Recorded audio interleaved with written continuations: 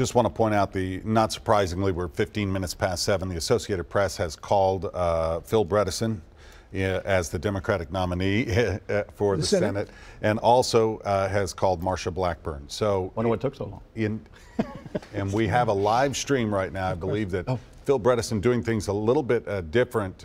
He's streaming this live on Facebook tonight. Facebook Live, I believe we can take a shot of that and talk over this. There you go. His supporters talking, getting ready. When you look at this race with Marsha Blackburn up against Phil Bredesen, popular two-term mayor of Nashville, two-term moderate governor of Tennessee, how is she going to distinguish herself? Is she going to go far to the right, and the Trump effect is going to be in full effect? No, I mean, look, at the end of the day, President Trump got 66% of the vote here in Tennessee 18 months ago. Since then, and remains very popular. Very popular.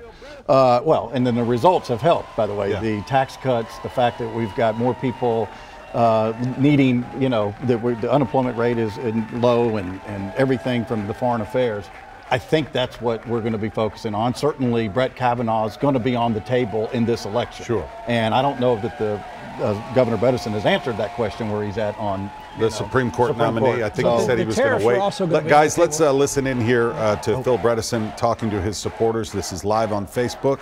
Want to hear what he has to say as he begins the general election push for the United States Senate. Thank you all, and Alfred, thank you so much, and Andrea, it's great to have you here with me. It's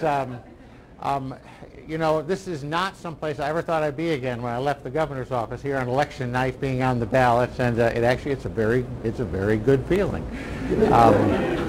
Back last October, when this possibility first came up, and Andrea and I started talking about it, it was a little bit of a tough decision. I mean, I'm at that point in life where if I'm successful at this, I mean, I'll spend a lot of the rest of my life getting on a plane and going to Washington and working on these things. It's got to be for something important.